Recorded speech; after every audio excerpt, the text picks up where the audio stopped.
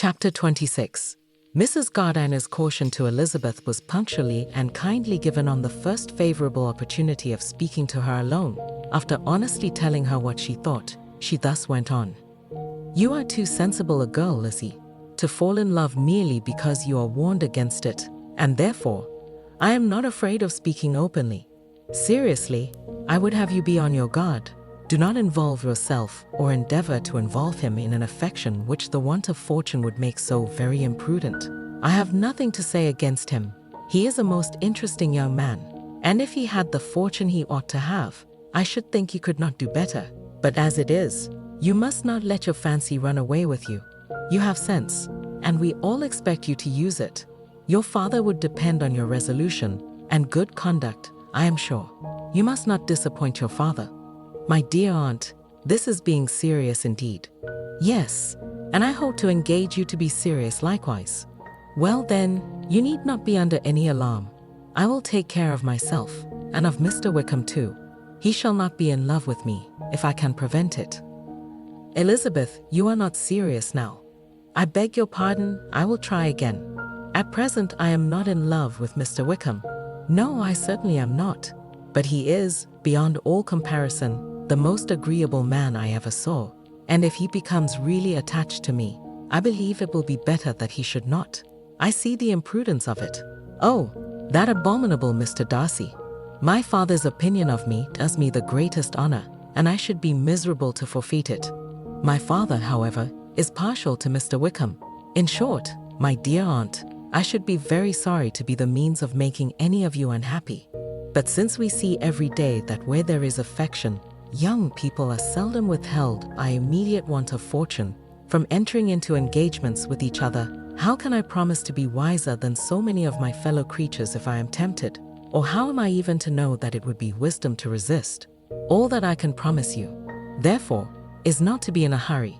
I will not be in a hurry to believe myself his first object. When I am in company with him, I will not be wishing.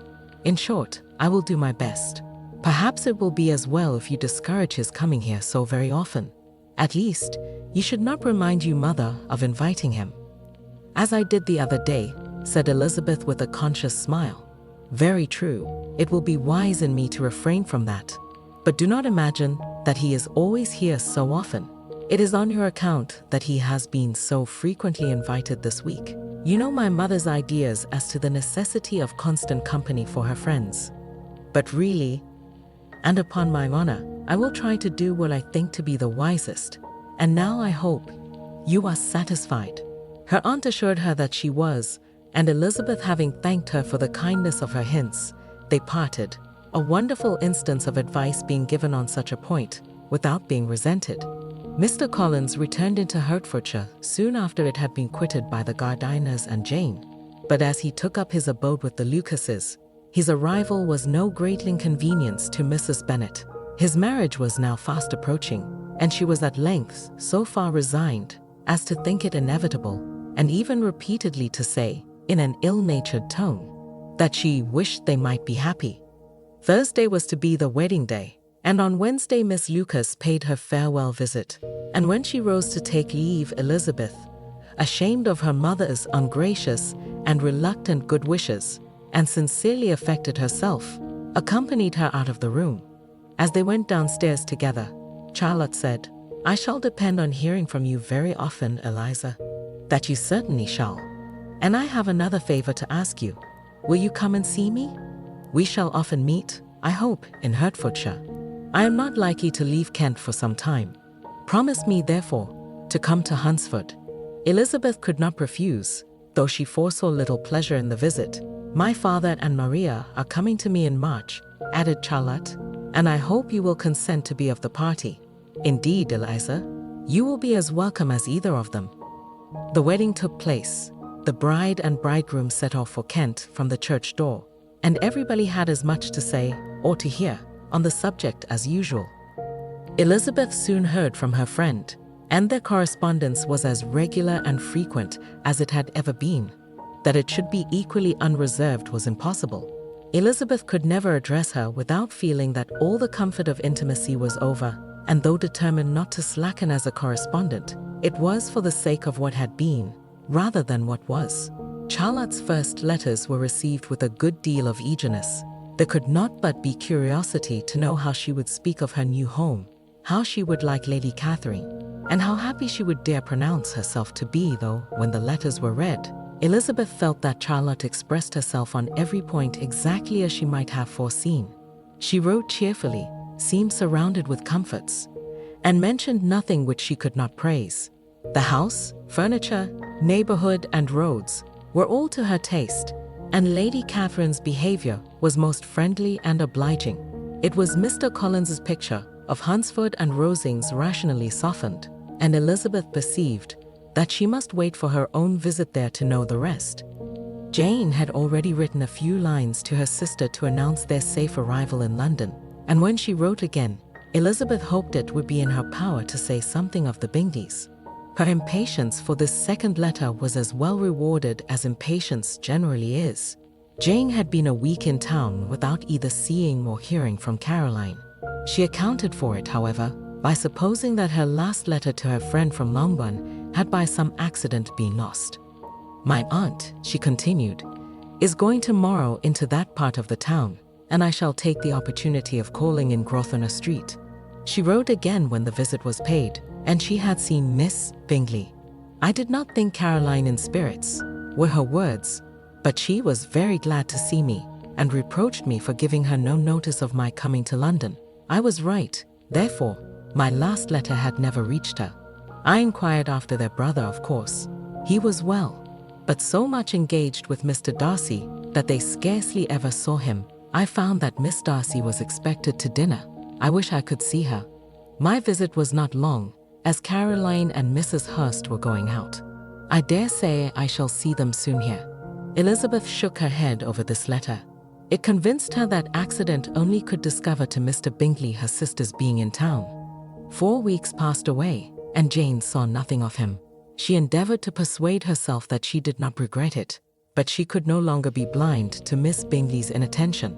After waiting at home every morning for a fortnight, and inventing every evening a fresh excuse for her, the visitor did at last appear, but the shortness of her stay, and yet more, the alteration of her manner, would allow Jane to deceive herself no longer. The letter which she wrote on this occasion to her sister will prove what she felt.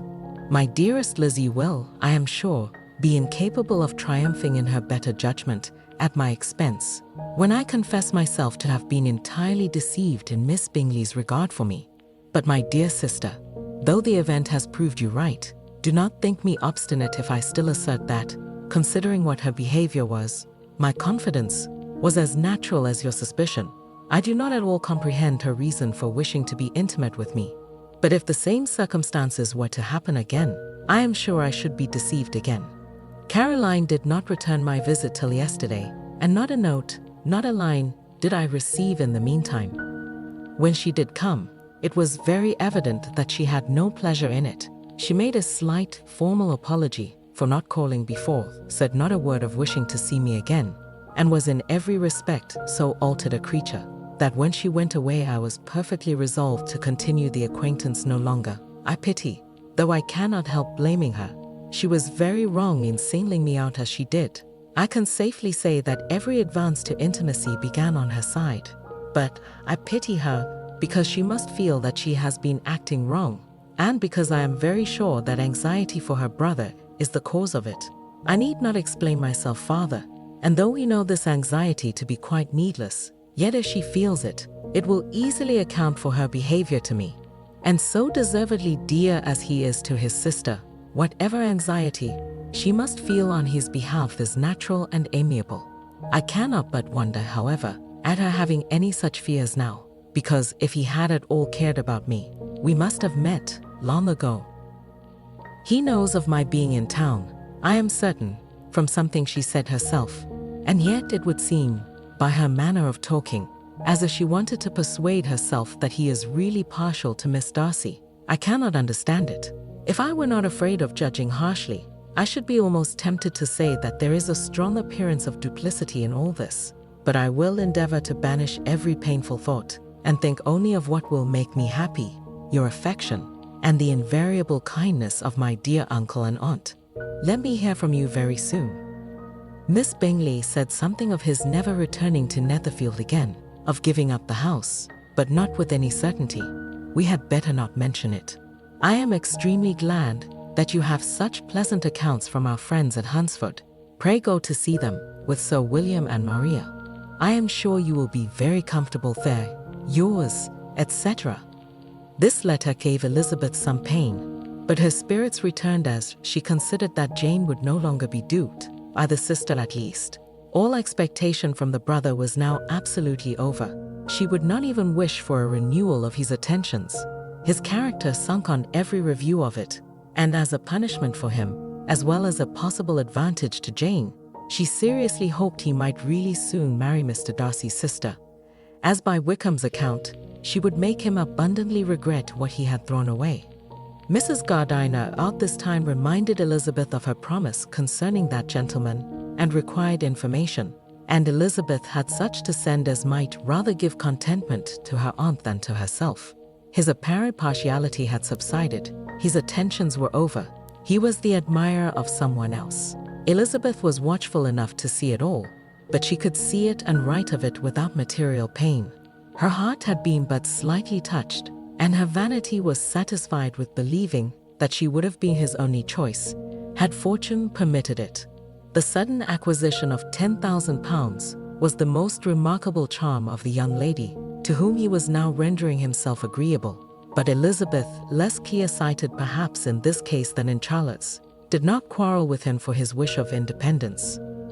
Nothing, on the contrary, could be more natural, and while able to suppose that it cost him a few struggles to relinquish her, she was ready to allow it a wise and desirable measure for both, and could very sincerely wish him happy. All this was acknowledged to Mrs. Gardiner, and after relating the circumstances, she thus went on. I am now convinced, my dear aunt, that I have never been much in love, for had I really experienced that pure and elevating passion, I should at present detest his very name, and wish him all manner of evil. But my feelings are not only cordial towards him, they are even impartial towards Miss King. I cannot find out that I hate her at all, or that I am in the least unwilling to think her a very good sort of girl. There can be no love in all this. My watchfulness has been effectual, and though I certainly should be a more interesting object to all my acquaintances were I distractedly in love with him, I cannot say that I regret my comparative insignificance. Importance may sometimes be purchased too dearly. Kitty and Lydia take his defection much more to heart than I do. They are young in the ways of the world, and not yet open to the mortifying conviction that handsome young men must have something to live on, as well as the plain.